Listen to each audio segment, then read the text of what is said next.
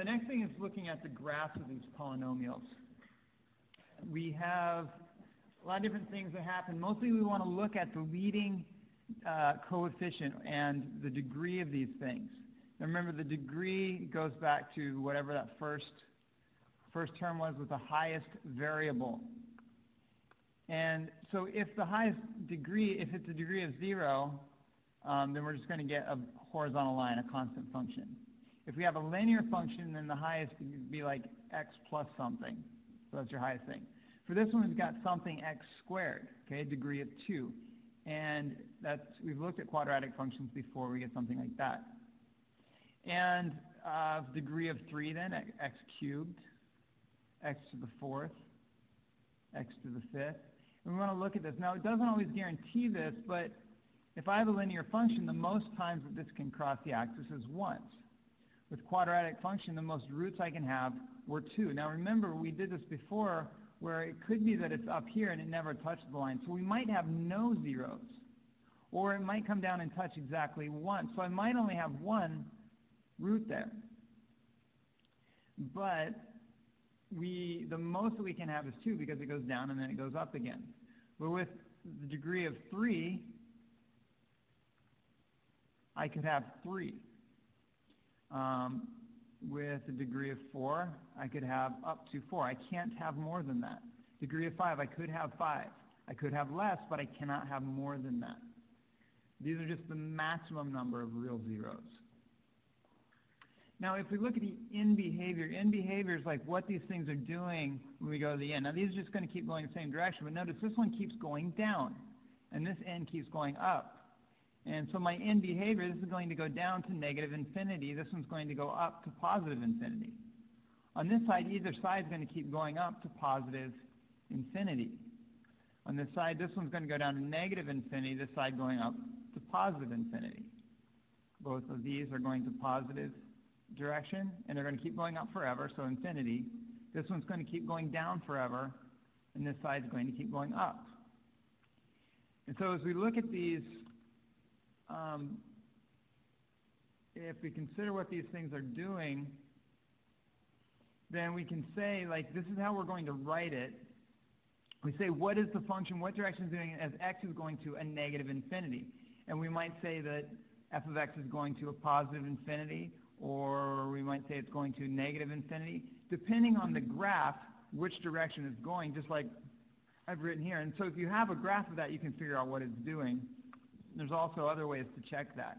We could just plug in really large numbers into our functions and see if it's going to be positive or negative. So basically what we want to do here, when we answer these questions, we need to fill in these blanks. Okay, if the question asks what is it doing as x goes to negative infinity, we fill in this blank. We write all of this for our answer, but we fill in this blank. If it asks what is it doing as we go to positive infinity, we write all of this, we plug in our answer here. What's it doing? What's it getting close to? And what's going to happen to these functions is if we have a even degree, so that's like saying our leading coefficient or leading term could be x squared or x to the 4th, x to the 6th, that will be an even degree. And if we look at the leading coefficient, whatever number's in front of here is always positive. So we're always going to get positive numbers for these. Okay, because even if I put a negative number in here and get squared, it becomes positive, and the same for any even thing. So I'm always getting positive numbers, especially as these are really large. No matter what I'm adding onto these, it's always going to go to a positive infinity on either side. So see, it's saying f x going to positive as x goes to a negative. Notice you don't actually have to write that infinity in there. They didn't actually write the whole thing out.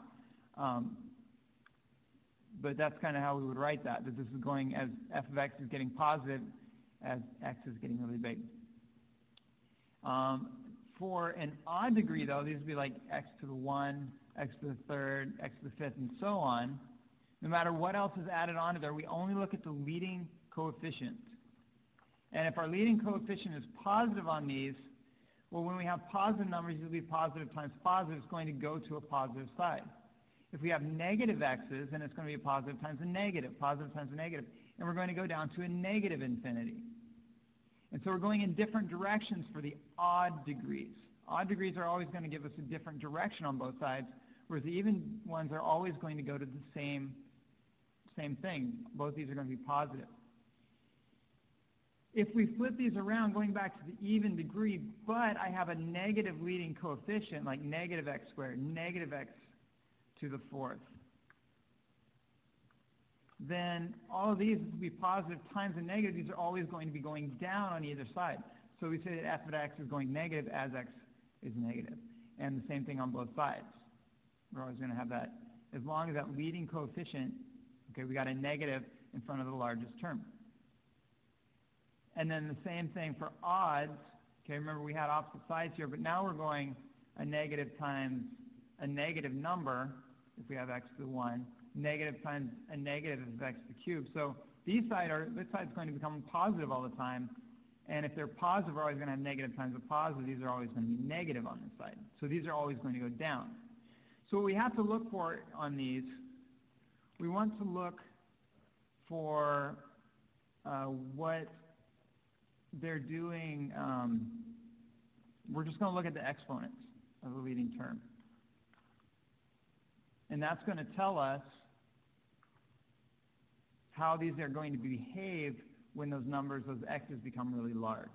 We don't even have to look at the graph for those if we pay attention to this. Okay, so the number of zeros, now remember it could be less than what we had before. Like here I have 1, it keeps going up and down, and I could have my axis here where I could get 1, 2, 3, 4, 5 zeros.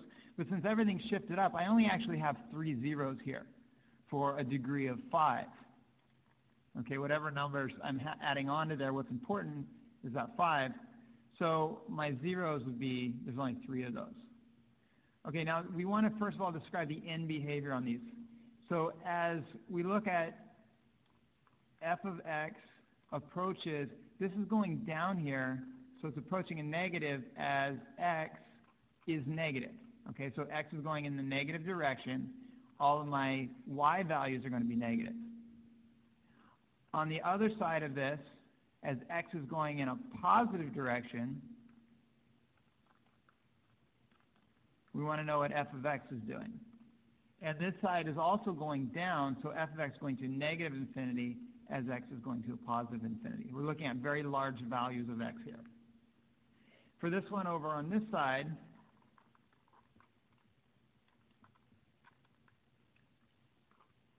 as x is going to negative, f of x is going positive. On the other side, as x is going to a positive, what is f of x doing? Well, it's going up, so that's positive.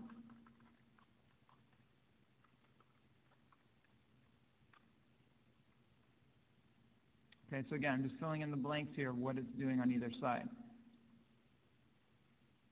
Okay, second question, determine whether it's an odd degree or even degree polynomial function. Now to figure that out, come back to this table. Remember, all of our even functions, we're doing the same thing on both sides. Either they're both going up or they're both going down. All of our odd functions are doing the opposite on either side. So as we look at this one here, this side's down, this side's up, that has to be an odd function. This one's going down and down, that's the same thing, so this is an even function. Up and up, even function. I don't know what that degree is, but I do know that it has to be even. It could be 2, 4, 6, 8, 10. We don't know. State the number of real zeros, so we want to find out how many times this thing is going to cross the axis here. It crosses twice, so we have 2 real zeros. Over on this one, this never crosses the axis, so we have no real zeros. Okay, let's look at a couple more like this. So we want to check what is it doing as x is approaching a negative and as x is approaching the positive side. So here's x is positive, here x is negative. On the negative side, f of x is going down, so we say it's negative. On the other side, it's going up, so it's positive. Since we have different signs here, we're going down and then up, then our function is going to be an odd function. How many zeros? We only cross once, so we have 1 real zero.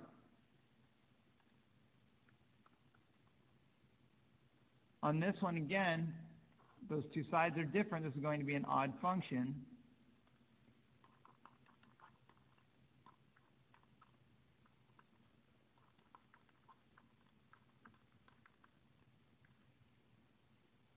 And so we look at the negative and positive x's. The negative one here is going positive, and for the positive x, we're going to negative direction. We have 1, 2, 3 real zeros.